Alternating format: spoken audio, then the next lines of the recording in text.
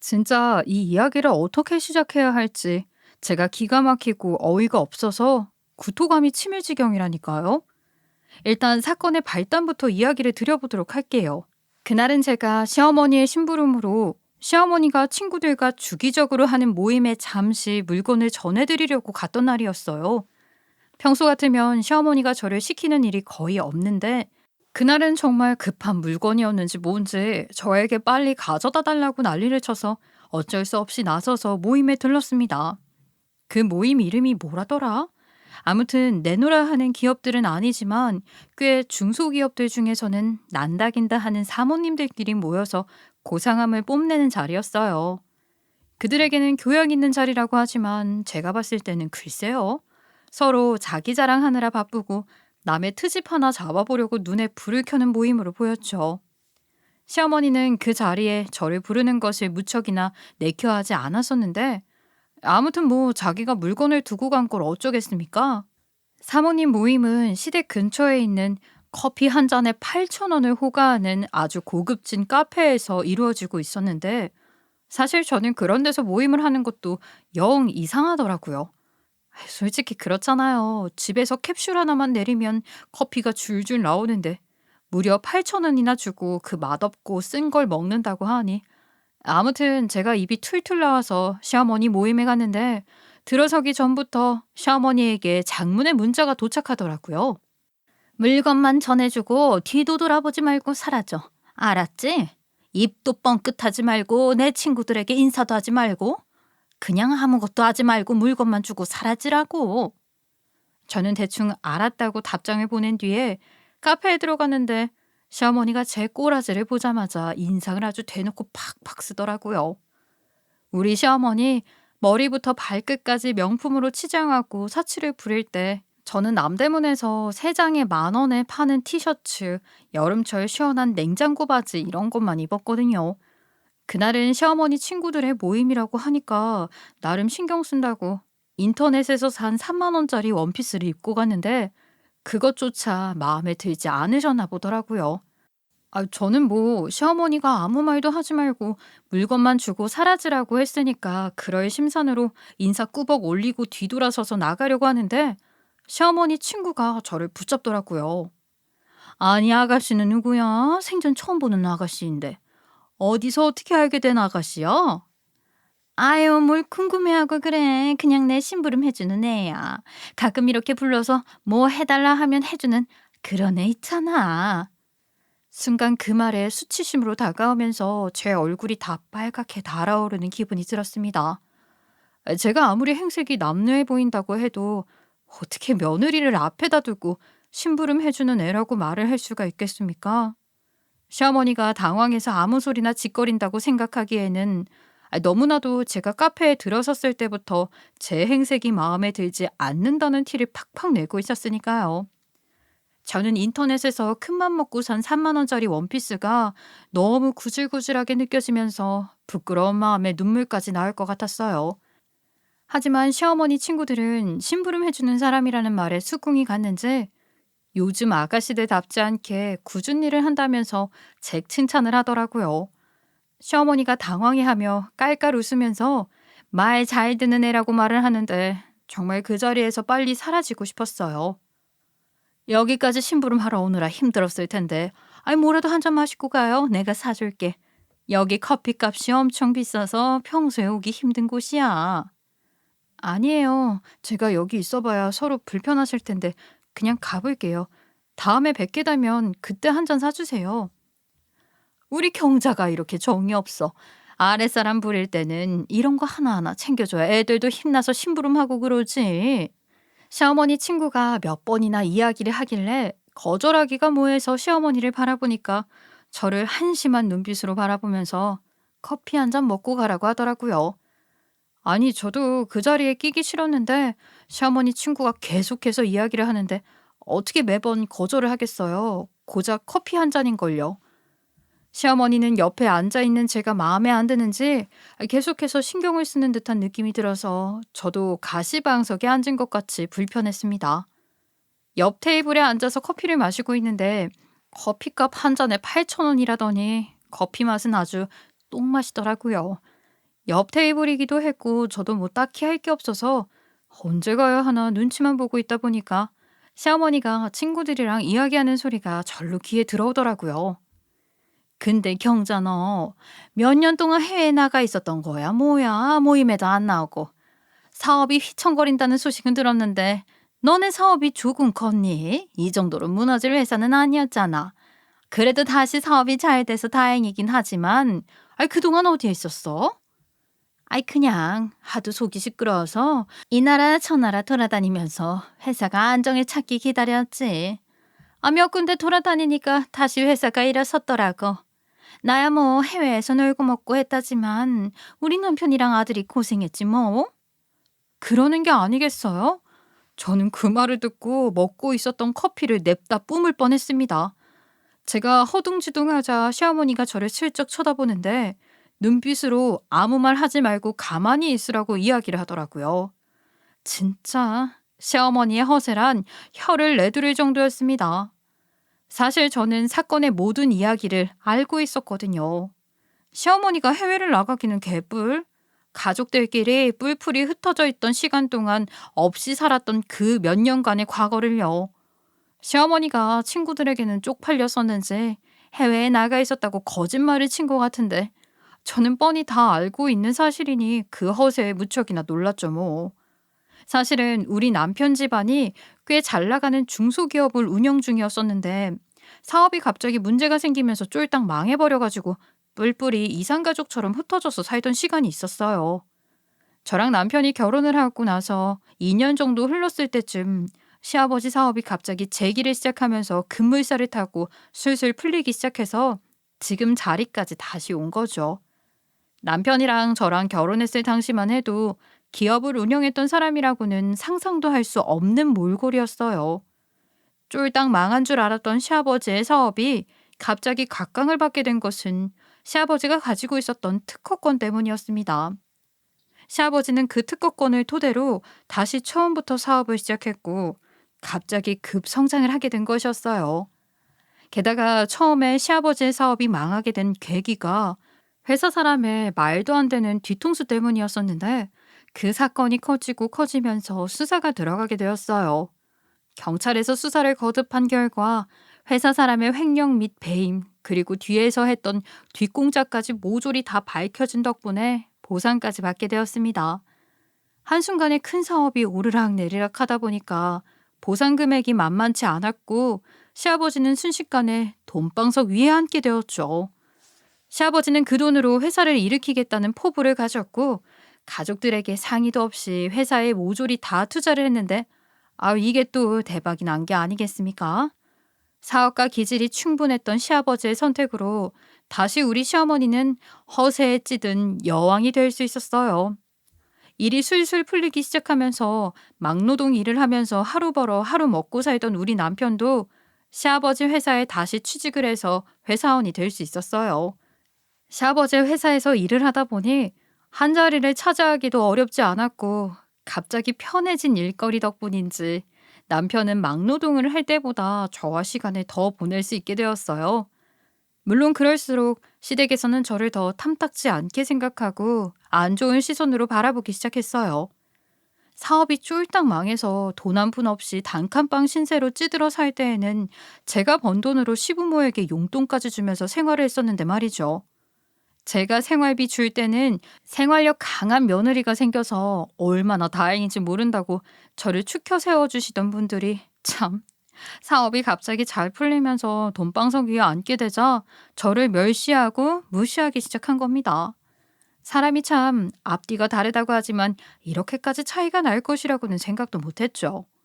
정말 제 눈앞에서 대놓고 저에 대한 안 좋은 이야기를 할 때도 있고 일부러 들으라는 식으로 제가 마음에 안 든다는 이야기를 할 때도 있었습니다. 그럭저럭한 이야기들은 참을 수 있었지만 인신공격을 하거나 우리 아들의 짝으로는 안 어울리는 여자가 들어왔다고 할 땐 솔직히 저도 상처를 받았죠. 우리 아들 짝으로 생각해두었던 참한 아가씨들이 한둘이 아니었는데 이렇게 일이 금방 잘 될 줄 알았으면 그때 결혼을 허락하는 게 아니었어. 내가 생각이 짧았지.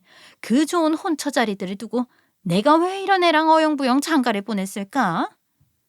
어쩜 생긴 것부터 하는 행동 하나하나 마음에 드는 게 없을까? 이렇게 하는 게 하나도 없는 애를 뭐가 좋다고 결혼까지 하겠다고 난리를 친 건지. 그냥 잠깐 사귀다가 헤어졌으면 얼마나 좋아? 내가 그때 반대를 했었어야 했는데. 시어머니는 비수를 꽂는 말을 배우는 학원이라도 다니는 건지 듣고 싶지 않은 이야기들로 제 귀를 죽여두기도 하고 제가 찍소리도 뱉지 못하도록 입을 꾹 다물게 만들었어요. 처음에는 저도 한 귀로 들었으니 한 귀로 흘려보내면 된다 하면서 시어머니의 말에 상처를 받지 않으려고 애써 무시를 했는데 도가 점점 지나치더라고요. 마치 저에게 상처를 주기 위해서 입을 열었다는 걸 보여주기라도 하듯 가슴에 대못을 퍽퍽 박아대는데 저도 성질이 팍팍 나지 않겠습니까? 저에게 상처를 주려고 하는데 저라도 그 상처를 고스란히 감내해야 할 이유가 있나요? 결혼이라는 게 혼자 하고 싶다고 할 수 있는 게 아니잖아요. 손바닥도 마주쳐서 소리가 나는 법인데 제가 남편을 쫓아다닌 것도 아니었고 결혼하자고 저를 꼬드긴 것도 남편이었어요. 본인 아들이 저에게 결혼만 해달라고 빌고 빌어서 한 것인데 왜 이런 수모를 제가 당해야 하는지 어이가 없더라고요. 거기다가 제가 부모님이 없는 고아거든요. 고아로 산 세월이 하루 이틀이 아닌데 이런 무시가 저한테 한두 번만 있었겠나요? 저도 이런저런 싸움에 단련이 되어 있는 잡초 같은 사람이다 이 말입니다. 돈으로밖에 누릴 게 없어서 하루 종일 돈돈 타령하는 졸부들은 신물나게 처리를 해보고 진상퇴치도 많이 해본 사람이다 이거예요. 하지만 제가 시어머니에게 그런 행동이나 말투를 하려고 하면 저희 남편이 딱 잘라서 그러지 말라고 화를 내더라고요. 시어머니가 하도 저에게 인신공격을 해서 제가 딱 한 번 시어머니를 비꼰 적이 있었는데 남편이 저에게 버릇없이 굴지 말라면서 교양 없는 사람처럼 보인다고 뭐라 하는 게 아니겠어요? 그동안 제가 시어머니에게 당할 때는 가만히 옆에 서서 신경도 쓰지 않고 있더니 제가 시어머니를 공격하니까 교양이 없니 뭐니 난리를 치더라고요. 아무튼 시아버지의 사업은 날이 갈수록 성장을 했고 그럴수록 시어머니의 다른 여자 타령도 점점 커지기 시작했어요. 결혼을 한 지 4년 만에 시아버지의 사업은 다시 이전과 같은 활기를 찾게 되었고 남편이 버는 돈은 막노동을 하던 시절보다 3배 이상이나 더 되었어요. 시댁이고 남편이고 할 거 없이 다시 예전처럼 본인들이 타던 외제차를 끌고 다니기 시작했고 시댁도 단칸방에서 벗어나 청담동에 있는 빌라로 들어가게 되었어요. 사실 앞에서 잠깐 이야기를 했지만 저는 부모가 없이 자란 고아이고 혼자의 몸으로 아주 힘들게 살아온 사람이에요. 남편을 만나게 된 것도 막노동 현장에서 일을 하다가 만나게 되었어요. 앞에서 말을 했듯이 남편네 집안이 쫄딱 망하게 되면서 남편이 생활전선에 뛰어들게 되었거든요. 사업이 다 망해버렸으니까 남편이 할 수 있는 일을 당장 찾기 어려웠고 결국에는 흘러 돈이 조금 되는 막노동 현장까지 찾아오게 된 거죠. 빚을 갚느라 월급을 받아봐야 전부 몰수가 되어버리니 남편은 하루 벌어 하루 먹고 사는 길을 선택하게 되었고 제가 일을 하던 공사 현장에 찾아오게 된 거예요. 저는 막노동 현장에서 현장 일을 하는 사람은 아니었고 중장비를 다루는 업체에 격리로 일을 하고 있었어요. 노가다꾼들 사이에서 무시도 많이 받고 희롱이 섞인 말들도 많이 들었지만 굳굳하게 버틴 결과 나름 능력을 인정받아 월급이 꽤 되었어요. 격리 일을 하다가도 현장에 중장비 문제가 생기면 제가 나서서 나가곤 했는데 현장에 출근을 했다가 남편을 만나게 되었어요. 남편은 고귀한 집 도련님으로 자란 사람치고는 막일에도 꽤 소질이 있는 사람이었어요. 거기다가 성품 자체가 성실한 건지 몸이 힘들고 마음이 지쳐도 일은 빠짐없이 나왔고 아픈 기색 한번 내지 않고 그 힘든 일을 헤쳐나갔어요. 현장에서 같이 일을 하다 보니까 자연스럽게 같이 밥을 먹게 됐고 이야기를 많이 나누게 되면서 이 사람에 대해 많은 걸 알게 되었죠. 남녀가 한 공간에 같이 있는데 정이 싹 트지 않겠습니까? 서로의 사정을 이야기하고 서로 아픔을 나누다가 그렇게 연애라는 것을 시작하게 되었어요. 저는 혼자 살아왔던 시간이 익숙했고 또한 연애나 결혼 같은 걸 생각해 본 적이 없는 사람이었는데 남편은 달랐어요. 연애를 시작한 이후에 남편이 여인숙 같은 곳에서 혼자 지내고 있다는 사실을 알게 되어서 저희 집에서 먹고 자고 할 수 있도록 배려를 해주었거든요. 자연스럽게 동거를 시작하게 된 셈이었는데 동거를 한 지 1년이 지났을 때 서로의 생활 패턴이 잘 맞는다는 것을 알게 되었지요. 자는 시간이라든지 잠버릇 같은 것도 서로 잘 맞았고 이렇게 계속 동거를 하고 지낼 거면 차라리 결혼을 하자는 이야기가 남편 입에서 나왔어요. 저는 그때까지도 결혼에 대한 생각이 전혀 없었지만 남편은 저를 꾸준히 설득하기 시작했어요. 서로의 생활에 자연스럽게 녹아들었기 때문에 둘이 벌어서 빚도 갚고 오순도순 사는 거 나쁘지 않은 인생이다 싶은 생각이 들었어요. 남편은 배려심이 있는 사람이었고 집안일을 미루는 사람이 아니었기 때문에 이런 남편과 평생을 함께 한다는 게 어찌 보면 축복일 거란 생각이 들었지요. 과거에 부자로 살았던 시간이 존재함에도 불구하고 사람이 과거에 연연하지 않고 앞으로의 미래만 바라보는 것도 좋았습니다. 보통은 과거에 내가 얼마나 잘 살았는가에 대한 미련이 남아서 미래를 포기하는 사람들이 더 많지 않겠어요? 그런 걸 생각하면 우리 남편은 현재에 착실하게 대응하는 사람이었고 저는 그 모습을 보고 결혼을 결심하게 되었어요. 그래서 저희는 사정상 결혼식은 따로 올리지 않고 혼인신고만 하고 같이 살기로 했어요. 사실 남편이 엄청난 부자였다는 사실을 실감을 하진 못하고 있었는데 결혼을 하고 나서 시부모의 이야기를 듣고 나서야 대단한 집안이었다는 걸 알게 되었어요. 남편이 알아주는 강남 8학군 출신이었고 대학도 내노라 하는 명문대를 졸업했으며 집안이 망하기 전까지는 청담동에서 떵떵거리며 살았다는 것을요. 시부모님은 과거의 명예에 상당히 집착하시는 분들이었는데 그러다 보니 자연스럽게 놀고 먹고 하시면서 과거에만 머물러 계셨어요. 차도 외제차를 몇 대나 끌고 다니셨다면서 자랑을 하시는데 저는 처음 들어보는 차들이라 좀 놀랍기도 했죠. 그렇게 떵떵거리면서 살다가 사업이 쫄딱 망해버렸으니 그 자존심이 어떻게 됐겠어요? 결국에는 친구들에게도 잠수를 타고 사라진 거죠. 시아버지가 운영하던 회사가 망해버렸고 시아버지가 빚까지 져버렸으니 어떻게든 먹고 살아야 해서 남편이 막노동을 뛰게 된 거고요. 뿔뿔이 흩어져서 살다가 저와 연애를 하고 동거를 하면서 남편이 그나마 사람답게 살게 되었죠. 시부모들은 저희가 결혼을 하겠다고 하니 솔직히 탐탁지 않게 생각했었지만 제가 또 꾸준히 생활비를 드리니 허락을 해주시더라고요. 처음에는 지난날의 명예를 버리지 못하고 저에게 상처 주는 말들을 많이 하셨었죠. 우리 아들이 얼마나 귀하게 자라낸데 고졸에 고아에 고생만 하며 자란 애랑 우리 아들이 가당키나 하니? 정말 어울리지 않는 한 쌍이구나. 지금 내 꼴을 보면서 이야기해. 집도 절도 없는데 이 사람 집에서 먹고 살면서 사람답게 살고 있어. 얼마나 내조를 잘하는지 고맙지 뭐. 결국 생활비를 매달 드린다는 조건 하에 혼인신고만 하고 결혼 생활을 시작하게 되었어요. 결혼식을 못했다는 것이 솔직히 서운하지 않았다면 거짓말이긴 하지만 남자친구가 아닌 남편이라는 이름으로 같이 살게 되어 행복했어요. 남편은 결혼을 한 이후에 저에게 정말 지극정성으로 잘했고 저도 없는 살림이었지만 무척이나 행복했어요. 제가 갑자기 왜 이 이야기까지 넘어갔는지 모르겠지만 아무튼 시어머니 모임하는 데 들렀다가 시어머니 친구들이 하는 이야기 중에 아주 흥미로운 이야기를 하나 들었어요.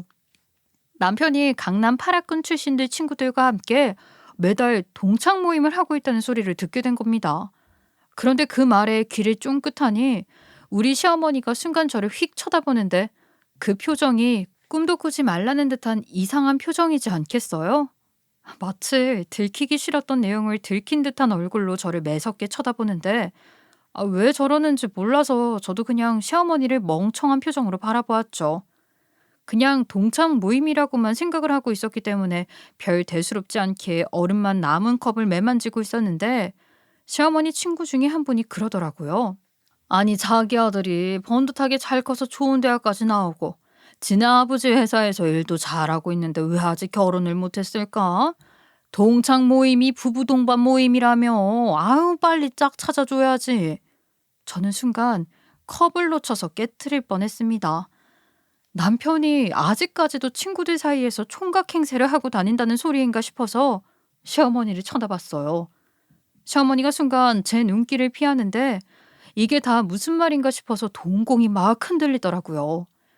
앞뒤 사정을 모르는 일이라 냅다 의심부터 하기가 좀 그렇긴 하지만 결혼을 했다는 것을 주위에서 모른다는 말에 손이 벌벌 떨다가 자리에서 일어났습니다. 저 여사님들 커피 잘 마셨습니다. 모임 잘 하시고요. 저는 먼저 일어나 보도록 하겠습니다. 고생하셔요. 요즘 젊은 친구답지 않게 싹싹하니 인사성도 바르네. 아이 경자야, 저런 애들 부리는데 한 달에 얼마나 해? 그 소리를 듣는데 순간 엄청나게 울컥하더라고요. 남편이 총각 행세를 하고 다닌다는 것부터 하나하나 마음에 또아리를 틀기 시작하는데 여기서 한바탕 할까? 엄청나게 고민을 했죠. 하지만 제가 고아로 수십 년 동안 부모 없이 살지 않았겠어요. 주위에서 제가 버릇이 없이 굴면 부모가 없어서 저런 거라고 엄청 구박을 했었거든요. 그러다 보니 어른들 앞에서는 눈치도 좀 보고 자존감이 많은 낮은 성격이라서 말도 못하고 서 있는 것 말고는 할 수 있는 게 없었어요. 현실은 드라마랑 상상이랑 다르게 이런 일이 생기면 저는 머리채라도 잡고 싸움을 할 수 있을 거라 생각했는데 아예 몸도 안 움직이고 입도 안 떨어지더라고요. 제가 할 수 있는 건 기분이 나쁘다는 티를 팍팍 내며 확 쏘아보는 일 말고는 없었습니다. 제가 기분이 나빠서 시어머니를 째려보니 시어머니가 얼른 가라고 등을 떠밀면서 저에게 택시 타고 가라며 5만 원짜리 한 장을 주더라고요. 그 5만 원을 들고 카페 밖을 나오는데 어찌나 수치스러움이 몰려오던지. 그날 집에 돌아와서 멍하니 남편을 기다리고 있는데 남편이 퇴근을 하고 돌아왔더라고요. 예전에 같이 막노동 현장에서 일을 하고 그럴 때는 저랑 같이 퇴근에 맞춰서는 씻고 TV도 보고 집에서 안주를 만들어다가 맥주도 한잔 했었는데 말이죠. 시아버지의 사업이 잘 풀리게 되면서 남편이 회사원으로 일을 하고 큰 집으로 이사도 오고 하니까 이제는 치즈에 와인 아니면 술에 입도 되지 않더라고요. 목욕도 안방에 딸려있는 커다란 욕조에서 입욕제를 풀어서 하더라고요. 맨날 바쁘다는 핑계로 저랑 TV를 보는 시간도 가지지 않고요. 맨날 뭘 그렇게 하는 건지 서재에 틀어박혀서 나오지도 않았고요. 회사 일은 혼자 다 하는 거냐고 핀잔을 줘도 제대로 된 회사에 다녀본 적 없으니 모르는 거라면서 저를 살살 무시하기도 했어요. 저는 고작 4년 사이에 변해버린 남편의 태도에 참으로 서운함을 느끼고 이번에 좋았던 추억들을 회상하면서 점차 우울감에 빠지기 시작했습니다. 남편에게 일부러 살갑게 다가가서 우리 사이에도 아이가 있어야 하지 않겠냐고 물어봤는데 남편이 딱 잘라서 거부를 하더라고요. 저는 남편과의 사이가 점점 멀어진다는 느낌을 받을 수밖에 없었고 일부러 남편에게 동창 모임에 대해 이야기를 꺼냈어요. 내가 아주 우연찮게 듣게 되었는데 당신 초중고 같이 나온 동네 친구들이랑 하는 동창 모임이 있다며. 남편이 갑자기 저를 확 돌아보면서 소스라치게 놀란 표정을 하더라고요. 뭐야? 어떻게 알았어? 내가 말을 한 적도 없는데 그걸 어떻게 알았냐고. 우리 부모님이 먼저 이야기하실 분도 아닌데. 오늘 어머님 친구들 모임에 심부름 갔다가 우연치 않게 들었어. 동창 모임을 한 달에 한 번씩 하고 있다고 하던데 왜 나한테는 말을 안 했어? 내 동창 모임인데 당신한테 이야기를 해서 뭐해? 아무튼 아줌마들 입이 주책 바가지지. 왜 아들들 모임에 그렇게 신경을 써대는지. 아무튼 됐고 오늘 저녁은 뭐야? 나 오늘 간단하게 먹고 싶은데. 은근히 말을 돌리려고 하길래 남편을 살짝 흘겨봐주면서 저는 추궁을 했습니다. 아니 그냥 동창 모임이 아니라 부부 동반 모임이던데 왜 말 안 했냐니까? 부부 동반 모임이니까 당연히 나를 데려가야 하는 거 아니야? 아씨, 아니 내가 다 때가 되면 데려가려고 했어. 우리가 아직 결혼식을 올리지도 않고 혼인신고만 하고 같이 살고 있잖아. 친구들은 전부 결혼식도 올렸는데 어떻게 쪽팔리게 결혼식도 안 올리고 혼인신고만 하고 부부 생활을 하고 있다고 말을 하겠어? 당신 웃긴다. 결혼식이 뭐가 중요하냐고. 둘이 같이 살면 장땡 아니냐고 나를 설득할 때는 언제고. 이제 와서 결혼식 타령을 하면서 부부 동반 모임을 피해? 피하는 게 아니라 나도 결혼식을 올린 다음에 내가 되면 소개도 시켜주고 데려가려고 했다니까. 내가 지금 뭐 막노동 노가다꾼도 아니잖아. 나에게도 사회적 체면이라는 게 있는데 혼인신고만 하고 같이 살고 있다고 하면 우리 동창들이 뭐라고 생각을 하겠어? 각종 이유를 갖다 붙이면서 지들끼리 씹고 뜯을 텐데 그런 거 싫다고. 남편이 저에게 솔직하게 말을 하니까 그 말에도 일리가 있다 싶더라고요. 남편이 뭐 제가 쪽팔려서 숨기는 건 아닐 거라고 굳게 믿고 있었으니까요. 시부모님은 저를 부끄러워할지 모르겠지만 남편만큼은 처음부터 제 편을 들어주었고 요즘 들어 소원하다 해도 저를 사랑하고 있다고 생각을 했어요. 그러니 때가 되면 남편이 저와 결혼식도 올릴 것이고 동창들 모임에도 불러주고 옆에 끼고 다닐 것이라 생각을 했죠. 남편이 저랑 결혼식을 올리려는 마음이 굳건하다고 생각을 하게 되었는데 그 이후 모든 게 제 착각이었다는 것을 알게 되었어요. 남편은 그 이후에도 계속해서 일이 바쁘다는 이유로 동창 모임에 대해 말을 꺼내려고 치면 저와 대화를 하는 것을 피하기 시작했습니다. 나중에는 제가 말을 붙이기만 해도 피곤하다는 이유로 방에 들어가 버린다든지 귀를 막아버리곤 했어요. 남편과의 사이가 점점 멀어져 가니까 시댁에서도 자연스럽게 저희 부부 사이가 예전 같지 않다는 것을 느끼게 되셨죠. 그러니 갑자기 시어머니가 저에게 시집살이를 시키기 시작하는 겁니다. 원래부터 저를 마음에 들어하지 않았던 거야 알고 있었던 사실이어서 신경 쓰지 않았지만 날이 가면 갈수록 점점 도가 더 지나치기 시작했어요. 저도 남편과 멀어지고 있는데 굳이 다 참아야 할 이유가 없었기 때문에 시어머니에게 살살 대들기 시작했고요. 우리 아들은 백화점에서 산 과일만 먹어야 하는 거 알지? 내일 오전 중에 백화점에 가서 모양이 가장 예쁘고 흠이 없는 과일을 사도록 해라. 그냥 썰어서 주면 우리 아들이 잘 안 먹으니까 갈아서 줘야 해. 영양 균형 생각해서 채소들도 같이 갈아주고. 무슨 아기들 이유식 주는 것도 아닌데 갈아서 주기까지 해야 해요? 잘못된 식습관을 바꾸는 게 먼저 아니겠어요. 과일을 갈아주다니 신생아인가요? 갈아서 주라고 하면 그냥 갈아서 줄 것이지 왜 말에 토를 달고 그래? 그리고 바깥일 하는 사람들은 겉에 보여지는 모습이 중요한 거다. 속옷까지 빳빳하게 다림질해서 입혀야 돼. 알겠어? 겉으로 보여지는 게 중요하다면서 속옷은 왜 다려서 줘요? 밖에 나가서 속옷 자랑할 일이 뭐가 있다고. 설마 지금 저희 남편 바람 핀다고 말씀하시는 거예요? 밖에 나가서 속옷을 보여줄 일이 그거 말고 또 다른 게 있나요? 얘 좀 봐. 내가 언제 우리 아들이 바람 피운다고 그랬니? 너 정말 자꾸 생사람 잡을래? 그냥 내 입까지 다려주라면 다려주면 되지. 그런 건 아주 애교스러운 일이었고요. 사사건건 트집을 잡는데 무슨 트집 잡기 학원이라도 다니는 줄 알았어요. 우리 아들 잘 때 자꾸 이불을 걷어차는 버릇이 있는데 배 차갑지 않게 이불 잘 덮어줘라. 배탈 나면 고생이니까. 글쎄요. 어릴 때는 그랬을지 모르겠지만 지금은 잘 때 가만히 잘 자요. 그리고 배에 이불 안 덮는다고 배탈이 나나요? 그냥 이상한 거 주워 먹어서 배탈이 나는 거지. 맨날 인스턴트 그런 거 먹이는 거 아니니? 우리 아들 장이 별로 좋지 않으니까 그런 거 먹이지 마라. 라면 같은 것도 죄다 치워버리고. 밖에 일하는 거 힘드니까 집에 왔을 때 바가지 긁을 생각도 하지 말고. 네가 사회생활을 제대로 해본 적이 있어야 뭘 알지? 어머님, 집안이 쫄딱 망했을 때 제가 번 돈으로 생활비 들였던 건 기억도 안 나시나 봐요. 제가 사회생활을 왜 안 해봤다는 거죠? 제가 남편보다 사회생활에 대한 경력은 훨씬 더 많을 것 같은데요. 대학 안 나온 게 자랑이니 뭐니? 아무튼 집안일은 집에서 놀고 먹는 네가 다 하고 우리 아들 손 하나 까딱하지 않게 해라.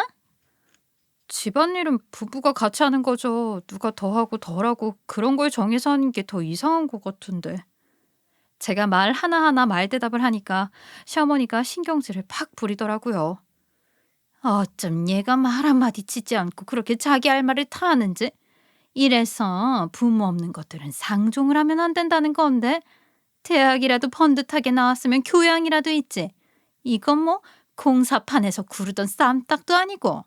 그렇게 인신공격을 해올 때면 정말 저는 할 말이 없어서 입을 꾹 다물게 되었어요. 그 이후에도 어찌나 저에게 일을 시키고 싶어 하던지 철만 되면 복날에 삼계탕을 끓여오라고 하거나 본인 몸이 허하다면서 한약을 지어오라 시켰어요. 대보름날에는 저에게 잡곡밥까지 시키던데 그런 건 밥솥 버튼 하나만 누르면 되는 건데도 어떻게든 저에게 일을 시키고 싶어 하는 게 눈에 보였죠. 하루는 제가 도저히 안 되겠다 싶어서 하기 싫은 티를 팍팍 내고 있는데 시어머니가 그러더라고요. 고작 이 정도의 일도 못 버틸 사람이라면 우리 집안 사람이라고 할 수 없다. 시부모가 하라고 시킨 일이 있으면 빠르게 해칠 생각을 해야지. 하기 싫은 티를 팍팍 내면서 지금 네가 나한테 눈치를 주는 거니 뭐니? 어머님, 정말 너무하신 거 아니에요? 제가 그동안 해온 일이 한두 가지가 아닌데 어떻게 집안 사람도 아니라는 취급을 하실 수가 있냐고요. 어머님 모임에 있었던 날에도 친구분들이 저 무시하고 일하는 사람 취급했던 거 그냥 다 좋게 좋게 생각하고 넘어가려고 했어요. 제가 고아의 고졸이라고 무시받는 거 그냥 다 넘어갔는데 이제 와서 이러시면 안 되잖아요. 예, 너 웃긴다. 그 자리에서는 아무 말도 못하더니 그런 생각을 하고 있었어? 네가 참긴 뭘 참아. 다 사실이니까 네가 할 말이 없었던 거겠지.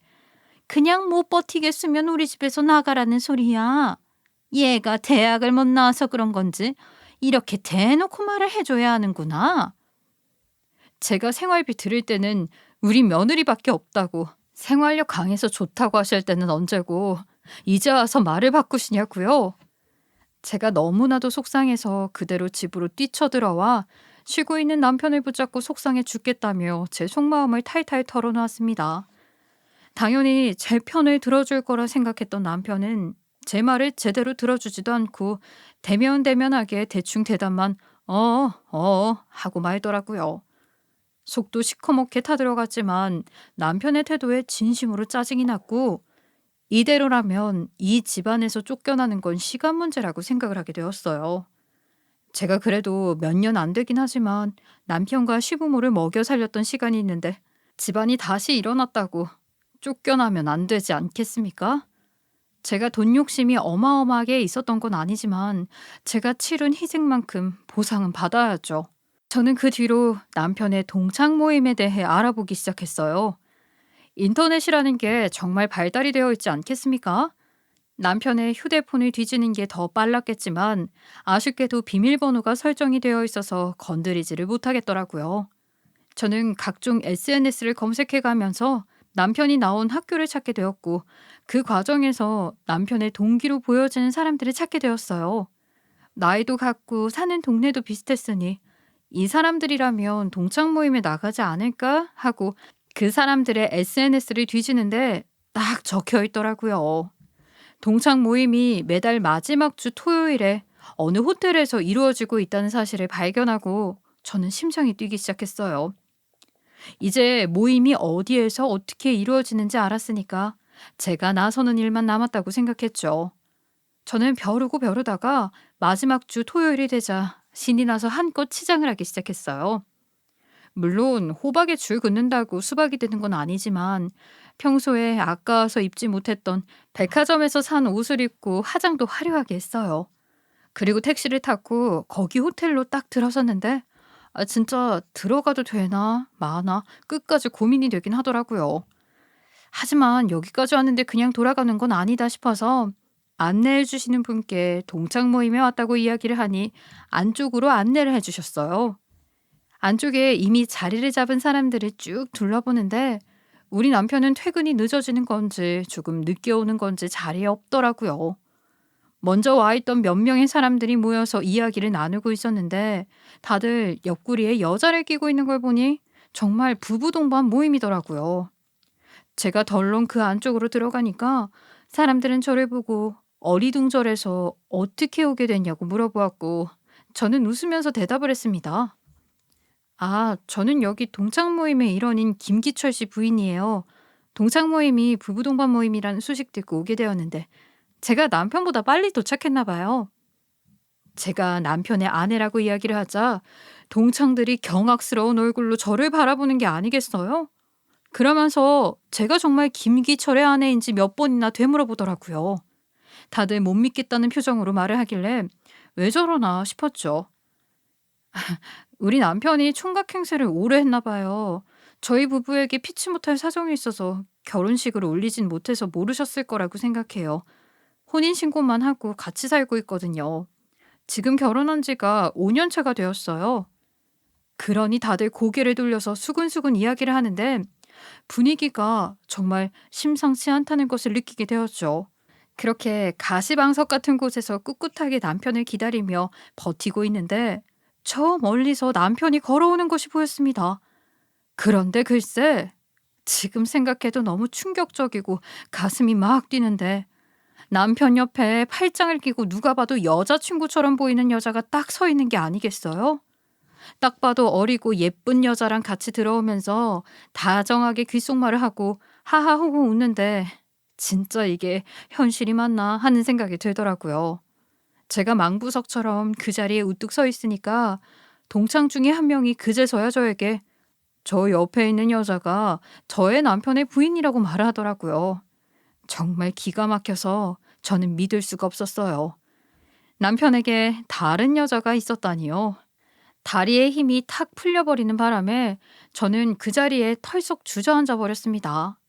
제가 주저앉아 버리자 시선이 쏟아져 버렸고 남편은 그제서야 주저앉은 저를 보면서 놀래서 동공에 지진이 일어나더라고요.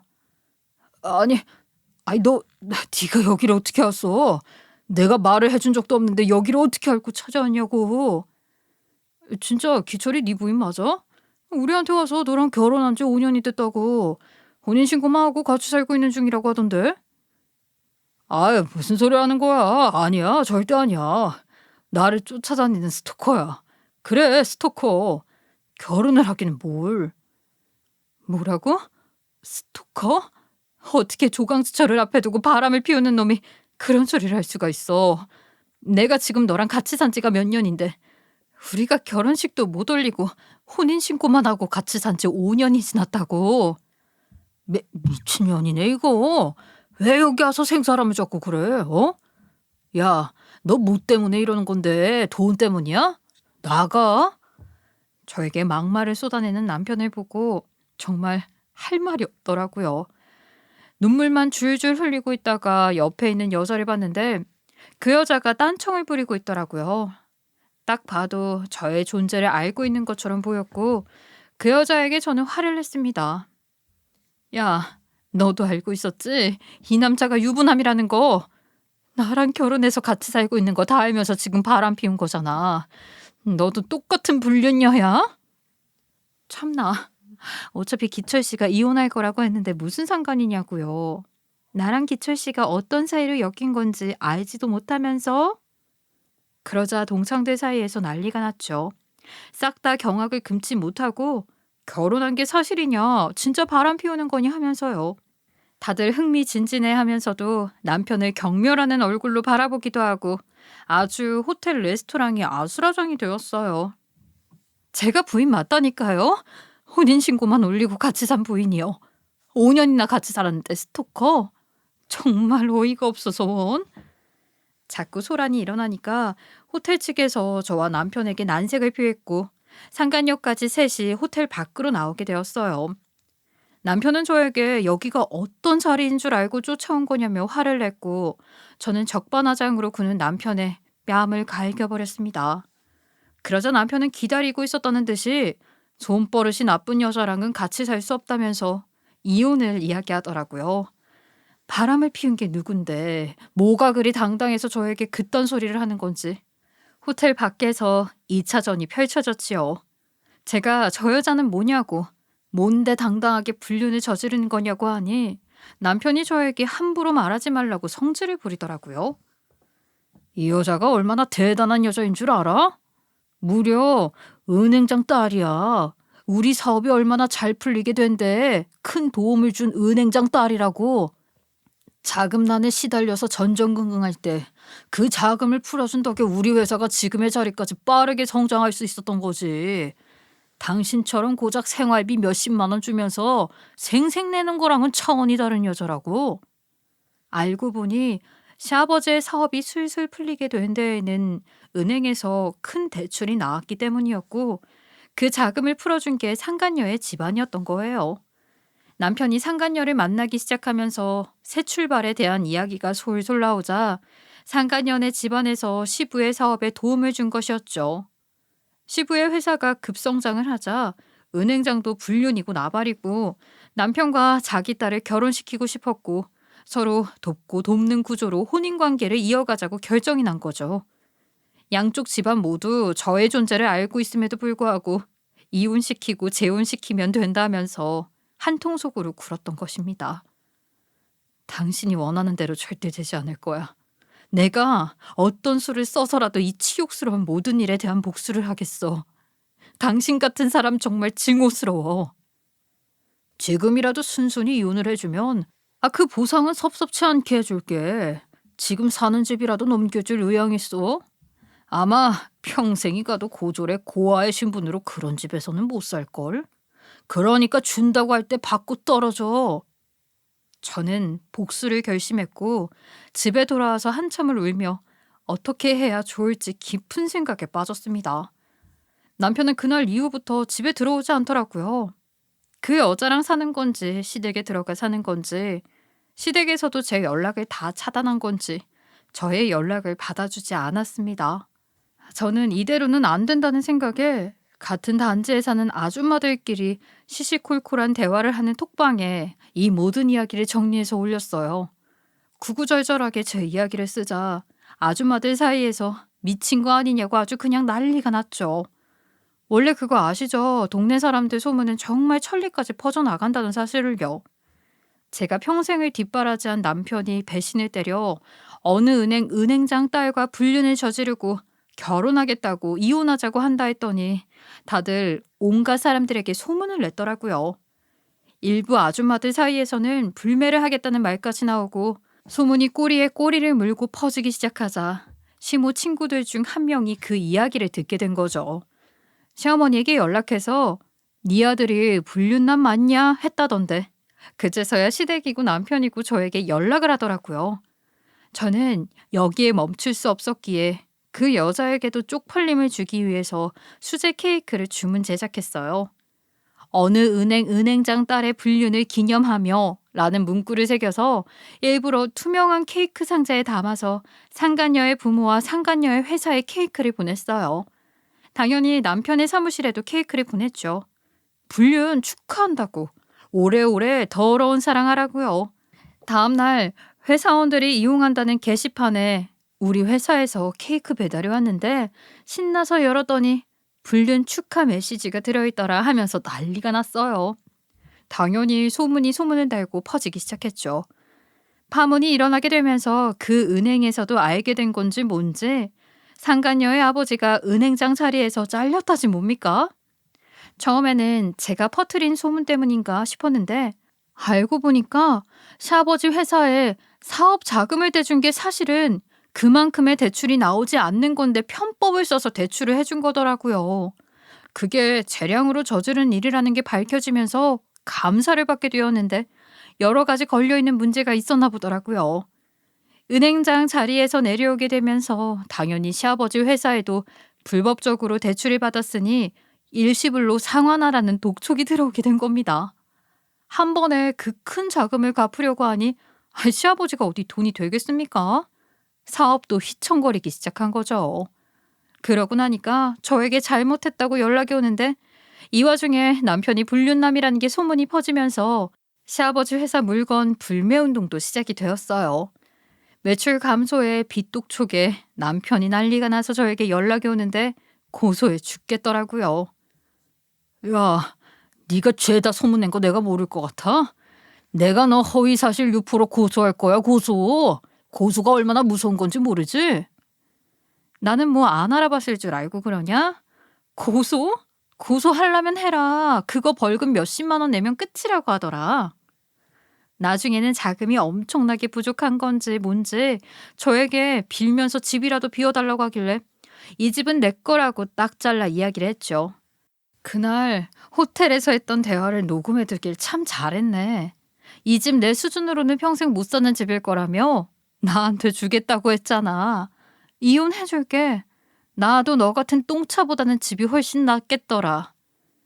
위자료는커녕 이 집도 못 준다고. 우리 지금 돈 없어서 집이고 뭐고 다 팔아서 갚아내야 하는 상황인데 무슨 소리를 하는 거야? 저는 남편이 모르쇠로 일관하길래 바로 변호사를 찾아갔고 녹음본을 들려주니 충분히 증거로 채택이 되겠다고 하더라고요. 제 몫을 단단히 챙길 수 있다고 하니 변호사님을 믿고 소송을 걸었습니다. 저는 집 한 채이긴 하지만 평생 벌어도 못 가질 것 같았던 집을 손에 넣고 이혼을 하게 되었어요. 남편이요. 이혼 후에 상간녀랑도 당연히 틀어졌고 돈 메꾸러 이리저리 뛰어다닌다고 하더라고요. 거기다가 상간녀네 집안에서도 배알이 틀린 건지 뭔지 이전 시분의 회사를 상대로 소송까지 걸었다고 하더라고요. 자기 명예를 실추시켰다나 뭐라나 하던데 당연히 둘이 헤어지고 앙숙으로 남은 거죠.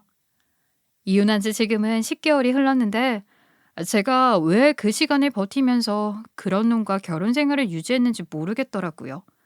지금도 가끔 전 남편이 술 처먹고는 잘못했다고 연락이 오곤 하는데 저는 받아줄 마음도 용서해줄 마음도 없네요. 그리고 제일 저를 힘들게 했던 이전 시모요. 그 여자도 사모들 모임에서 완전히 나가리 당하고 그중 한 사람에게 돈 빌리러 다니는 거 들켜버리면서 아예 퇴출당했대요. 밖에도 못 나가고 뭐 우울증 걸려 맨날 중내 사내하고 있다네요. 자기가 저한테 못되게 했던 짓들 벌 받아야죠. 어쩌다 보니 이렇게까지 복수가 되어 정말 속이 시원해요. 역시 하늘은 착한 사람들의 편이 맞나 봐요. 전 남편의 불륜 사실만 알리려고 했다가 대어를 잡게 되었으니 말이에요. 저는 처음 가졌던 그 마음 그대로 혼자 여유 있게 평생 살도록 하려고 합니다. 제 팔자가 가족은 없는 팔자인가 봐요. 팔자대로 살아야죠.